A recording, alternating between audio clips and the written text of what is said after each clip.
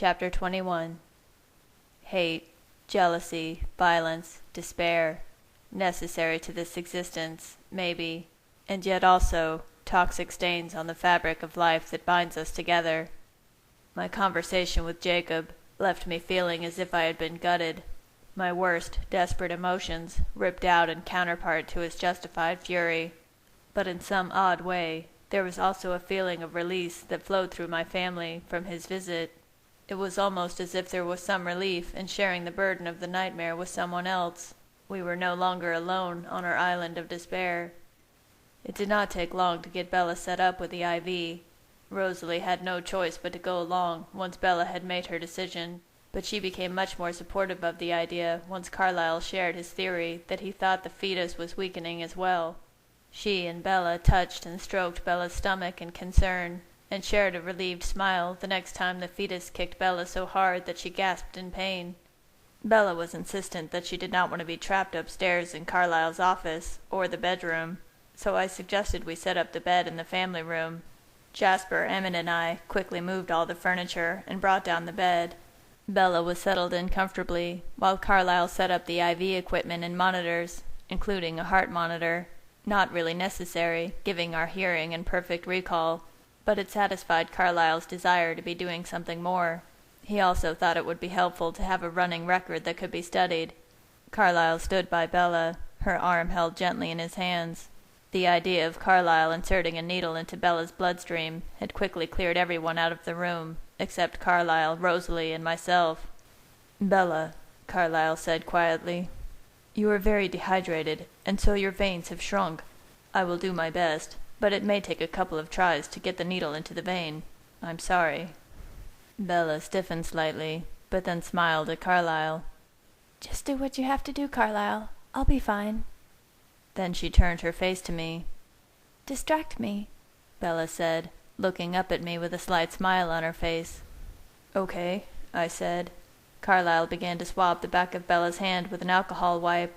I tried to think of some discussion topic that might take her mind off her hate of needles. "Do you want to talk about—" "No," Bella said, and reached up, twisting her fingers into my hair and pulling me close. I moved obligingly till my face was inches from hers. "Distract me, Edward," she whispered, her breath washing hot and fragrant over my face. My body moved before my mind did, and I pressed my lips to hers. Her mouth opened slightly, and she exhaled, the scent of her saturating my tongue and coating down the back of my throat, leaving a trail of raking, burning flames. Her tongue glazed over my lower lip, and like a match against flint, desire erupted through me, hotter than even the burn in my throat. The two sensations, thirst and desire, snaked together, entwining me in the indescribable, consuming need I felt for Bella. I worked to rein myself in, to control the yearning that engulfed me, but my lips matched the urgent movements of hers. I felt Bella's body jerk slightly a couple of times at Carlyle's attempts, and then relax as he was successful. When the needle penetrated Bella's vein, her scent blasted into the air around me, and my head swam with it. Her hand disentangled itself from my hair and moved slowly, caressing my ear, before laying hot against my neck. I made a small, blissful sound in the back of my throat. "Oh, gag me," thought Rosalie in disgust. "Get a room," muttered Emmett upstairs, and Alice giggled. Carlyle cleared his throat. "All set, Bella," he said, a little too loudly. I felt Bella's lips smile against mine, and she pulled away. "Great job, Carlyle," she said, her gaze holding mine with a wide smile on her face. "I didn't feel a thing." I chuckled, trying to match her smile, but as she pulled away, the happiness, the warmth that flowed into me at her touch, had left as well, bound inextricably to her. It left me unable to fight back the cold emptiness. Carlyle proceeded to hook up the IV, starting with a bag of fluids. He also set up the other monitors. Bella's scent was still extremely strong in the air. I searched Rosalie's mind carefully, but she seemed to be very much in control of her thirst. She gave me a hard look. "I'm fine, Edward," she thought scornfully, tossing her hair as she looked away from me. Once Carlyle had finished setting up, he gestured to me and Rosalie to come over to the front door to talk. He opened the door, letting fresh air into the room. and we stood in the doorframe, breathing more comfortably. Esme and I are going to take a quick hunting trip. Then we will backtrack into town to get some supplies for the IV. I may call to have someone pick us up at the hospital." Rosalie nodded and went back to Bella's side. Carlyle looked at me carefully. "Edward, can you handle any issues with the IV while I'm gone?" I nodded, hoping my education would make up for my lack of practical experience. Carlyle and Esme left about 5 minutes later, saying a quick goodbye and then disappearing. Emmett and Jasper came down to watch them go, and then we stood together by the front door. "Edward," said Jasper in a low voice, my eyes flickering briefly over to Bella, who was laying with her eyes closed. "Do you think there's going to be any trouble with the wolves?" "I don't think so," I muttered. From what I saw in Jacob's mind, it actually seemed like they were not going to act, even when they thought Bella had been changed. At least Sam seemed to be in that frame of mind. Emmett snorted. "Huh, I'll believe that when I see it." He looked at me with his eyebrows raised. "You know damn well, Edward, that they would jump at a chance to attack us." "Not all of them," I snapped. I thought of Seth and his young, eager mind, and felt a rush of brotherly affection. "Enough of them hate us, though," hissed Jasper. "It doesn't matter," I said. "We haven't broken the treaty. They have no reason to attack. Jacob will tell them that Bella is still human." "Yeah, but what about, you know?" Emmett jerked his head in the direction of Bella's bulging midsection. I looked at Bella with worried eyes. Jacob would have to tell them about the fetus and what it was doing to Bella. It was impossible to anticipate their reaction. I hadn't seen any concern about it in Jacob's mind, though. "Jacob didn't seem worried about it," I whispered. "I guess I don't know." Emmett shrugged and went over to stand behind Rosalie, wrapping his arms around her waist. Jasper disappeared upstairs, Alice quickly taking precedence in his thoughts. As Bella worsened and worsened, Alice strained to watch every minute of her future. But as the fetus had grown, the blurriness of her visions had expanded, and the pain of watching them had become even more acute. I turned and looked at Bella in the hospital bed, my body going stiff at the sight of her, pale, heartbeat weak, IV lines and monitors clinging to her body. Like a dagger, I saw Bella in my memory, in a different hospital bed, after being attacked by James, small and broken, helpless, just as she looked when I had found her in the ballet studio. I recalled the endless, wrenching nights in the hospital room, watching over her as Renee slept restlessly nearby, vowing I would never let anything like this happen again, especially not because of me. But my eyes refocused on the present now, and I knew I had failed in that promise as well. I walked over to the window and closed my eyes, but all I could see was Bella, not sick, not dying, alive and glowing. Bella, radiant across the table from me in the school cafeteria, her face questioning but eager. In my arms during the plane ride home from Voltura, body soft and relenting, but eyes full of secrets. Sitting on the bed, my heart in her hands, reaching out so hesitantly, so gently, to stroke my mother's wedding ring in the black satin box. Bella in bed in the blue room on Isle Esme, her face smiling up at me, hair dark against the white sheets. Bella in the meadow, grass and flowers gently swaying, brushing against her as she sat next to me, the sun reflecting off my skin to dance in her eyes, her warmth and her scent, like a gentle burning breeze, swirling around us, enveloping our bodies, here in this place where she said she had wanted to be with me.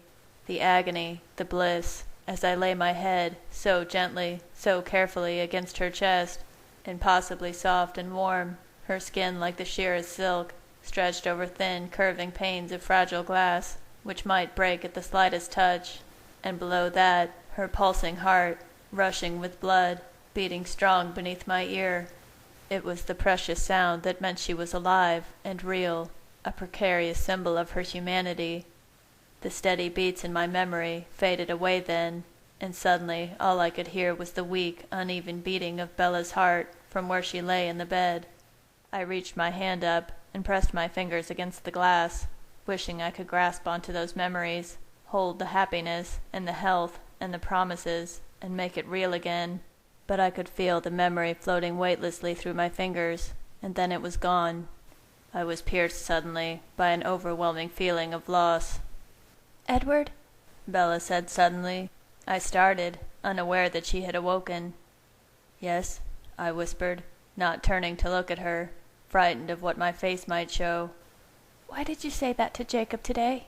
She asked. About having his baby instead of this one. You must have known I would never do that. And that idea, I think it hurt Jacob. I stood for a long moment. Of course she wouldn't do it. It was an impossible idea. She had refused, and it was all I had to offer her now. I turned and strode quickly over to her. Rosalie started to get up, her mind working in furious disbelief at the meaning of Bella's words, but seeing my face, Bella murmured to her that it was okay. I grasped Bella's hands in both of mine, the loss of my memories palpable against her skin. "Bella," I choked out. "Bella, I just want you to live. Please just live. I don't care about anything else." I paused, wrenching a breath between my teeth. "Live, and be with someone who can give you what you want. Be with Jacob. Let him give you the future you deserve, a child you can love." Bella was shaking her head back and forth, face paling. I fell to one knee beside her. "I'm sorry, Bella. I'm so sorry I did this to you." My chest was convulsing. "The baby you imagine is not in there. I can't give you the baby that you want. I wish I could. I would give anything if I could, but I never, ever can. I'm so sorry." I closed my eyes and pressed our clasped hands to my forehead. I felt sliced in a million dead pieces, my emotions splintering in all directions, as I simultaneously wanted to hold her, to run away, to plead with her to go with Jacob, to beg her to forgive me and stay by my side. I clutched her hands, unmoving. Finally, Bella sighed. She pulled a hand out of my grasp and set it on my chin, gently lifting my face up. Her eyes looked down at mine, and I felt like I could drown in the soft brown waves of their depths. They were a little red-rimmed and sad, but otherwise calm. "Edward," she said quietly, her voice breaking slightly on my name.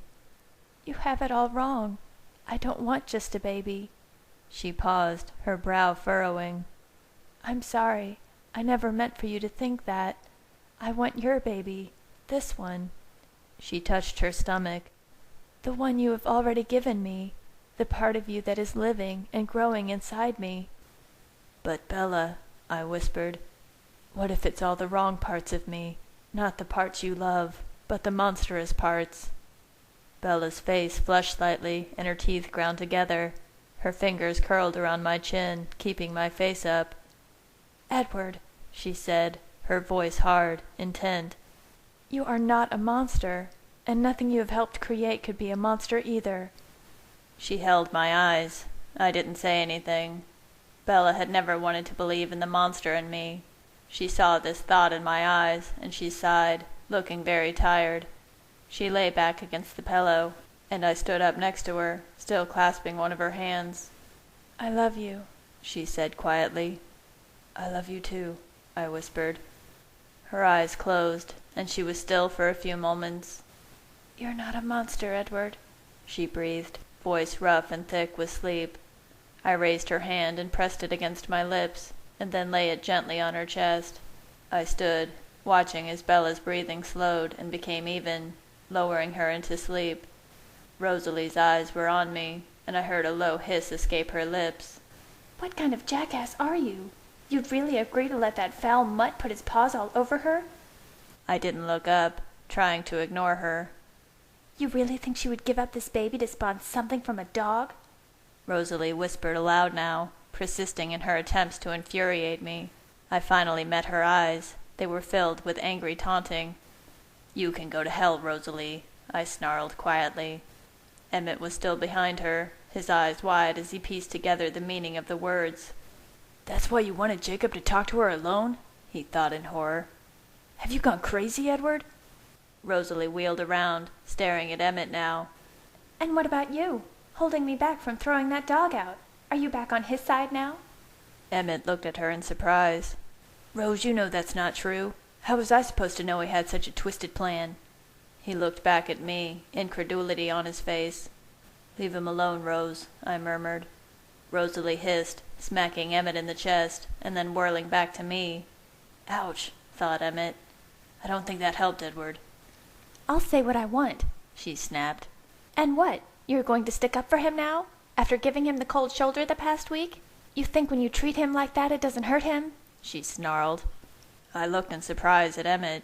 He didn't meet my eyes. Rose, no, he muttered, looking down at his feet. Jasper appeared silently beside me. Oh, of course, said Rosalie sarcastically. And now here's your little shadow, always lurking around, always has your back. I see you watching me all the time, Jasper, with that look in your eye, and I don't appreciate you butting in today. What do you mean? Asked Emmett. For God's sakes, Em, said Rosalie in an exasperated voice, turning to look at him. How do you think he, she gestured back to me, got away from me today?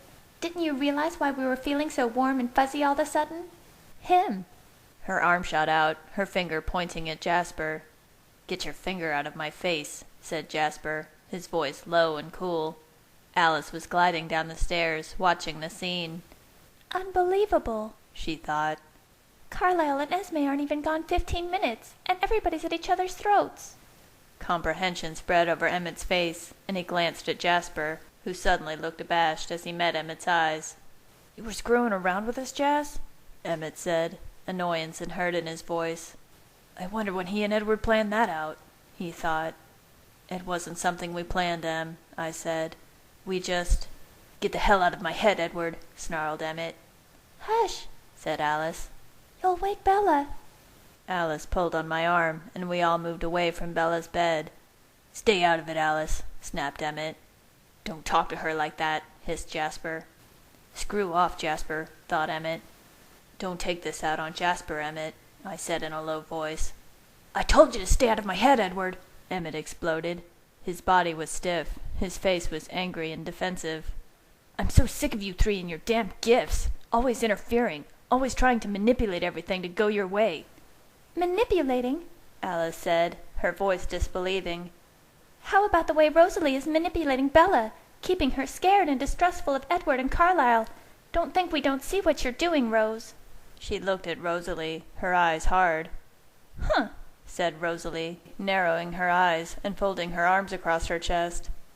I think you're just jealous, Alice. Bella's supposed to be your best friend, but when she needed help, she called me, not you, me. Alice's face darkened, and her hands clenched into small fists at her sides. She took a step toward Rosalie, and Jasper put a steadying hand on her shoulder. I wished he would try to calm everyone down, but he seemed content on letting it play out. The strain of the last week had been pushing everyone past their boundaries, and the resentment, some long held, was rising insidiously among us now, its jagged, sharp edges threatening to tear us apart. Suddenly, I heard my name being called mentally from a distance. I turned my head towards it automatically, feeling annoyed by the distraction. It was a familiar mind. Was that Seth? And Jacob as well. I was surprised he would come back so soon. What could he want? Hey, Edward, thought Jacob. If you can hear me, circle the wagons, bloodsucker. You've got a problem. I froze. What the hell did that mean? Let me tell you something, Rosalie, Alice started, venom in her voice. Shut up, all of you, I hissed. I searched Jacob's mind, seeing visions of the pack, growling and preparing to attack us. A low groan escaped my lips. I looked back from the window to see the others staring at me. Jacob and Seth are coming. There's some sort of problem with the pack, some sort of danger. What's the problem? Asked Emmett. I'm not sure, I said, annoyed. I tried to concentrate on Jacob's thoughts, but they were a jumble. Bella's destroyed body, Sam's black eyes, the woods leading up to our house, a strange mixture of thrilled fear and resolve. They'll be here in 1 minute. Emmett and Jasper, come out to meet them with me. Alice and Rosalie, can you sit with Bella while we see what this is about? Alice nodded, flinching as Jasper's future disappeared, but comforted by a vision of herself sitting calmly by Bella. Rosalie turned swiftly and went to Bella, placing a hand gently on her forehead. Her dark eyes looked up at me, piercing. I knew those damn dogs would be a problem, she thought, glaring. If something happens, it's your fault, Edward. I turned away from her, and Emmett, Jasper, and I stepped onto the front porch as Jacob and Seth ran into view. "Jacob, Seth, what's going on?" I asked. Jacob was cringing away, our scent burning his nose, Seth moving anxiously around him. They both seemed to be in some sort of state of frenzied excitement. I waited with mounting annoyance.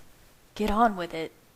And suddenly, instead of explaining with words, Jacob began running through his memories, starting with the most recent. Jacob, running through the woods, an echoing silence in his head, cut off, separate from the pack. How? Why? I wondered. Not entirely alone, thought Seth. He recalled edging quietly away from the pack, which was howling in stunned amazement at Jacob's departure. And then he was running, racing to catch up to Jake, spotting his brown form moving liftly through the trees ahead. "Looks like separate packs aren't linked," Seth said to Jacob.